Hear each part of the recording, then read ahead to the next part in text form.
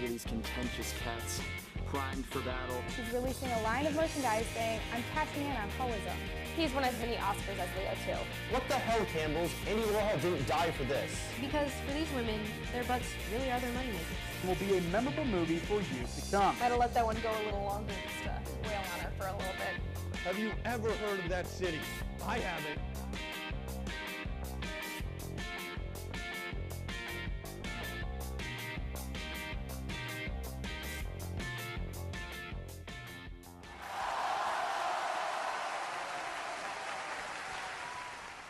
Welcome back to another hot and wild episode of Ames Tonight. It's going to be hot and it's going to be wild. Okay, Laurel, just because you went and watched the new 50 Shades of Grey doesn't mean you can just start using hot and wild to describe our show. Listen, Megan, this is my show and I can use adjectives like hot and wild all I want. Okay, coffee-deprived Laurel is not very friendly. I mean, that's totally true, but we're going to move on from that, all right? Because welcome back to another hot and wild episode of Ames Tonight. I am your wild and fun co-host, Laurel Feakes. And as always, I'm Megan Moran, the Trap King as they call me around here. Okay, we're starting our show off with some important topics, and first we are starting with, of course, the Grammys. The Grammys, that's right. There's just a lot that happened on Sunday night, and you bet we are going to take you through all of the wild and crazy things that happened. Well, all right, let's get wild. All right. Okay, so first of all, we have to talk about Chance the Rapper. Not only was he nominated for 7 Grammys, he won 3 of those, including Best New Artist, Best Rap Performance, and Best Rap Album. Holler. Not only did he win 3 Grammys, but he released his album independently. And that's like not heard of, an independently released album snagging 3 Grammys. I mean, that just shows how amazing Chance is. We can't forget about Beyonce though, like come on. Come on. Beyonce. Come on, Beyonce was nominated for 9 Grammys. 9. And 9. And her performance was phenomenal. And let's not forget, she is pregnant with twins. Good God, she is the queen for a reason. Although she only won 2 out of the 9, Lemonade was absolutely amazing. You know, Kanye could have pulled another Kanye, am I right, Laura? Yeah, sure, yeah. Yep. Okay, well, I was expecting a bigger reaction, but all right. Yeah, you know, I'm just, why? Why even bring up Kanye? Why Let's would I not? Let's just talk about her performance. Let's just make the rest of the show about it, all right? Like, nothing else. I mean, no, but we can talk about it. Megan, again, it's my show and we can do whatever I want. Okay, you just need to calm down. Good Lord. It's not Taylor Swift, so why are you so worked up, huh? Okay, so Beyonce. All right. Megan, you cannot actually tell me that her chair going backwards wasn't some magical experience. Yeah, you know, seeing as I didn't actually watch the Grammys, I wouldn't know. I know what you're referring to. I did see some of it, all right? Well, Beyonce strutted up onto this chair and then by the grace of God, or by mechanical help, just kind of drifted backwards. Now remember, Bey is pregnant with the heirs to the throne after Blue Ivy, of course. Yeah, well, of course, obviously. Obviously. All in all, the performance was something that people will talk about for a very, very long time. Another thing people will be talking about for a long time? Adele! I mean, that's right. The Brit had quite a roller coaster of a night, but that didn't stop Adele from winning Grammys left and right. That's right. Adele opened the show singing Hello and killed it per usual. Embodied everything Adele is. Perfect. Then we turn to her tribute to George Michael. Adele performed Fast Love for the icon, and it was immediately apparent that she was a little off-key, but did that stop her? Hell no. Yeah, the badass that Adele is stopped the performance, said an expletive that the FCC isn't cool with, and then asked for a do-over. The FCC are such buzzkills, man. They really are. You know what? Come on. Do we need them? I don't think so. You know what? Then she proceeded to make absolutely every single person cry, all the tears, all of them. Now for the awards. Adele was a big winner that way, winning Best Pop Vocal Album, Solo Performance, Record of the Year, Song of the Year, and most controversial, Album of the Year. But did that stop Adele from letting her inner Beyonce stand? Hell no! That girl pulled out a Katie Heron and broke that Grammy in half. I never thought I would see it, but Adele gave such a moving speech that she had Beyonce emotional AF. This just proves she is a star just like us. Oh, and before we forget, we have to bring up Lady Gaga getting lit with her performance with Metallica. Absolutely lit. Yeah, and honestly, Gaga was the one to save the performance with how hard she went. She went hard so hard in the paint. Metallica's mic was malfunctioning, and that's totally where it went all downhill for them. But let's acknowledge the real winner of the night, Rihanna. Yeah.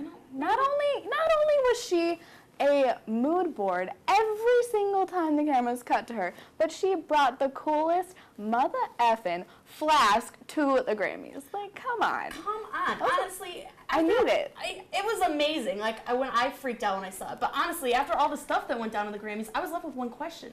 How much did that diamond-encrusted flask cost? Are we talking in or out-of-state tuition? I mean, it's around the same price. Am I wrong? She even was FaceTiming a friend during a performance, proving once again that they are stars just like us. And that's all we have for this Grammys breakdown portion of Ames Tonight. Stick around for your nightly news crew doing their thing. And remember, stay sexy. And don't get murdered. All right.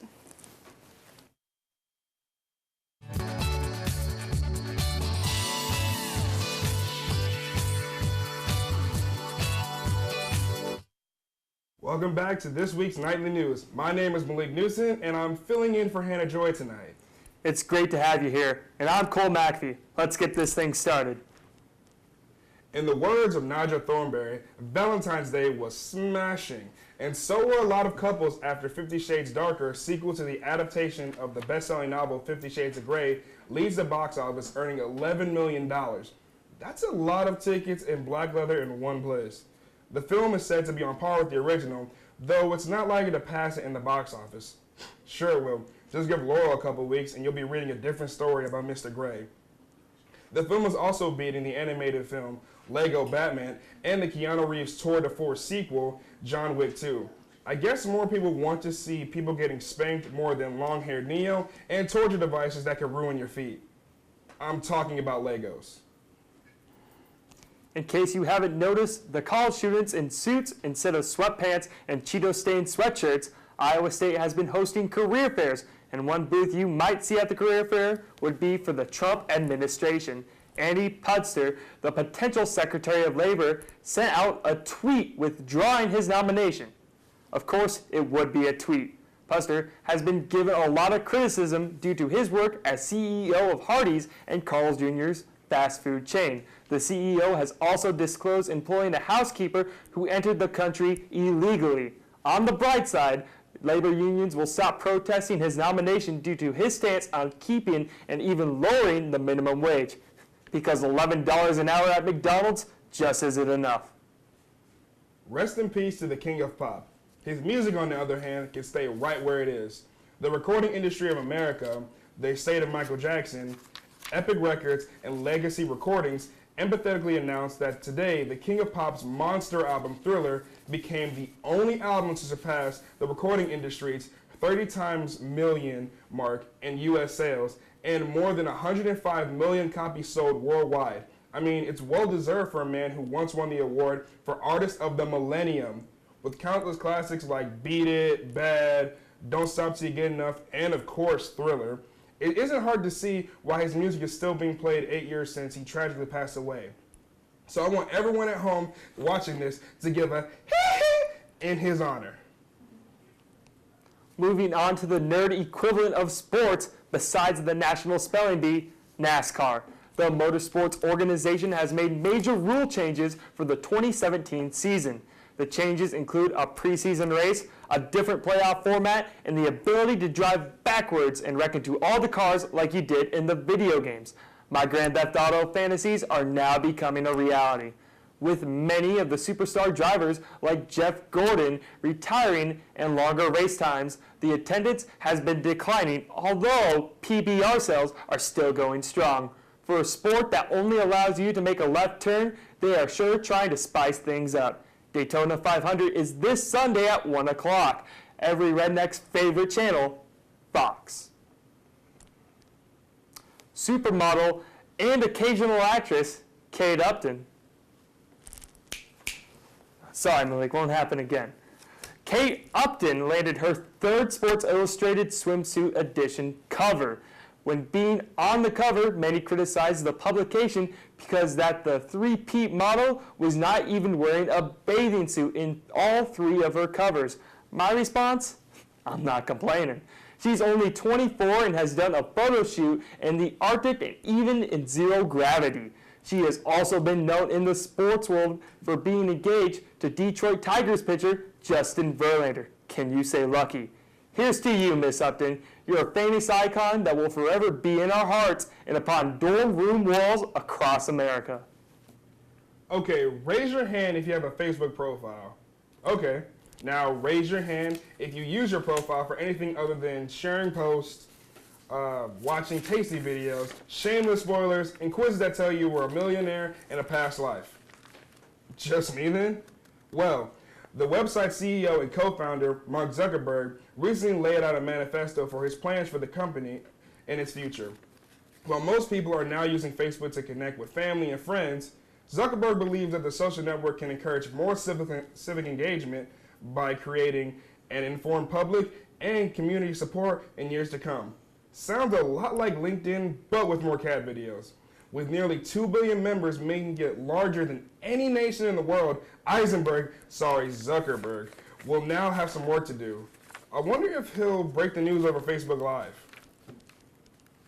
The new Director of Student Affairs, Pete Englund, has taken his position overseeing the residence halls and life here at Iowa State. Englund is hoping to get some suggestions on how to make ISU students more comfortable with their campus.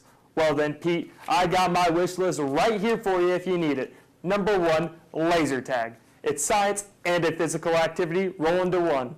And plus, you don't even feel guilty getting pizza afterwards. Number 2, cooler scooters. You can hide your sodas in them and not even get questioned about it. Number 3, when I go to a frat and they ask me, who do you know there? I don't know anybody. That's why I showed up. And lastly, 2 sections of the gym. I think I'm in decent shape, but when Big Bob is next to me, benching every single plate in the gym, it just gives me more reason to go back to number 1 on my wish list.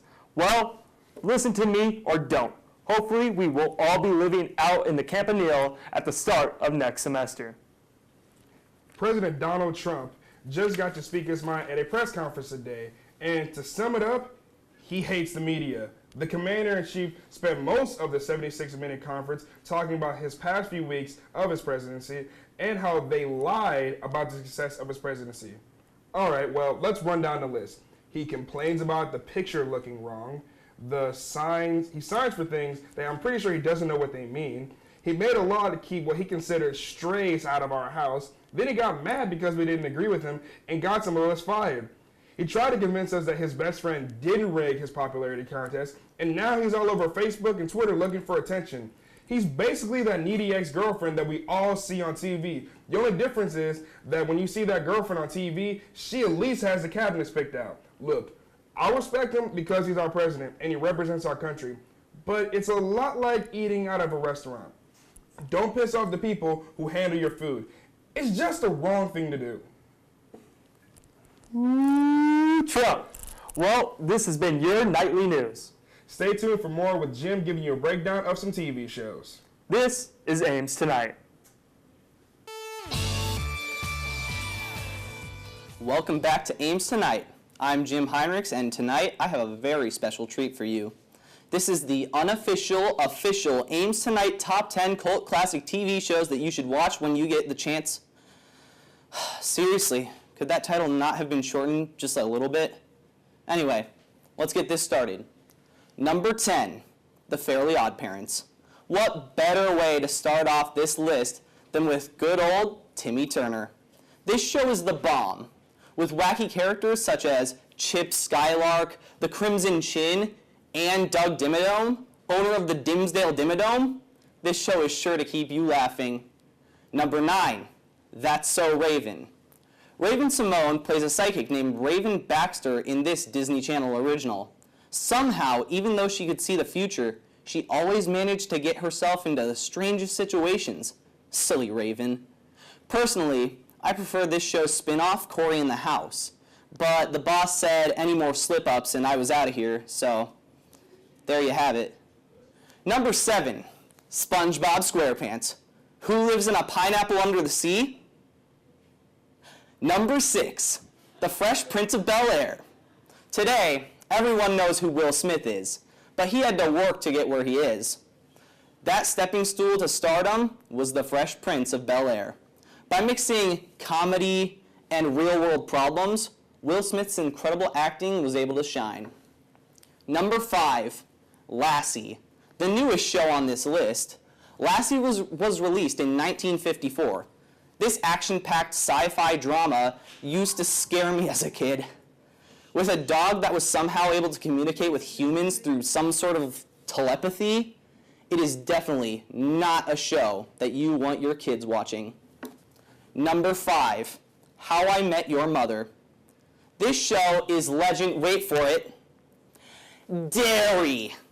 Main character Ted Mosby takes 9 years to tell his children how he met their mother. However, almost the entire series is filled with stories about how he would hang out with his friends in a bar for the majority of his free time, not even revealing who the mother is until the last season.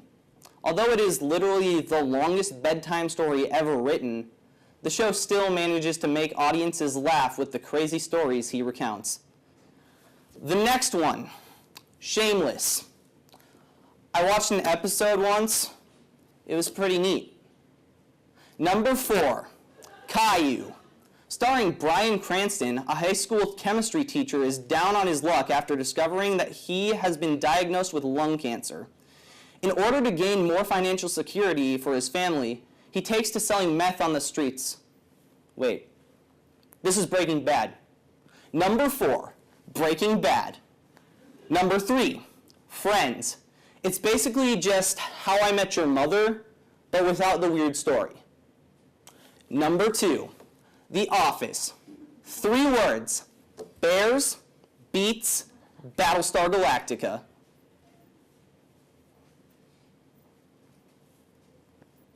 And finally, number 1, Ames Tonight. I know what you're thinking, but hey, Ames Tonight has one of my favorite TV show characters of all time, Malik Newson. Speaking of which, he's up next after the break.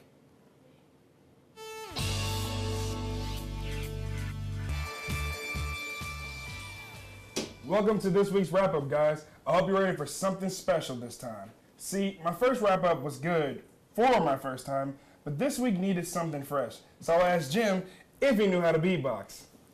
I do, but it felt so contrived, so I brought along my trusty slide whistle. Okay then, here we go.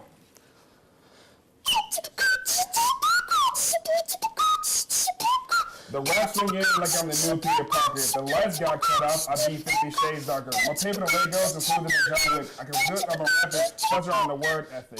1 month down and 47 to go, and countless times to hear the words wrong and no. Don't just the media, we're supposed to be your friends, but now you're like NASCAR, I don't know how it ends. We go in circles until the record skips. I pull out my phone to Facebook Live this. Hooray for channel, boo for the Queen's loss. Can we get Kate a swimsuit instead of glitter and dental floss?